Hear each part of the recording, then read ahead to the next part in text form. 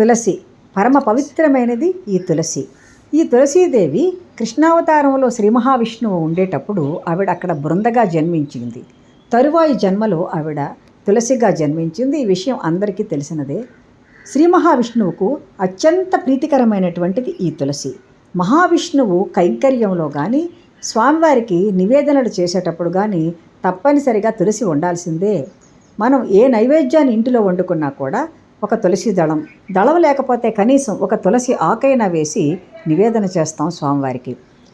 ముఖ్యంగా కార్తీక మాసంలో స్వామివారు కార్తీక దామోదరుడుగా ఉంటాడు.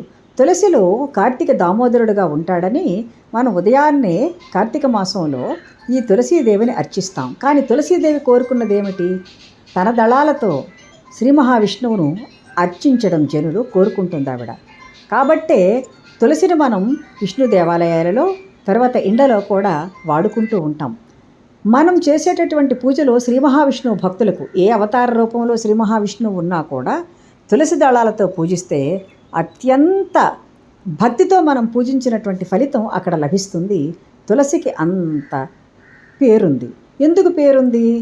తులసికి శ్రీ మహావిష్ణువు అంటే అంత ఇష్టం కాబట్టి శ్రీకృష్ణావతారంలో ఆయన ఉండేటప్పుడు ఆవిడ స్వామివారిని అంతగా ఆరాధించింది కాబట్టి అందువల్ల మనం తులసిని అర్చించి ఈ కార్తీక మాసంలో శ్రీ మహావిష్ణువు కృపకు తప్పకుండా మనం పాత్రలం అవ్వాలి.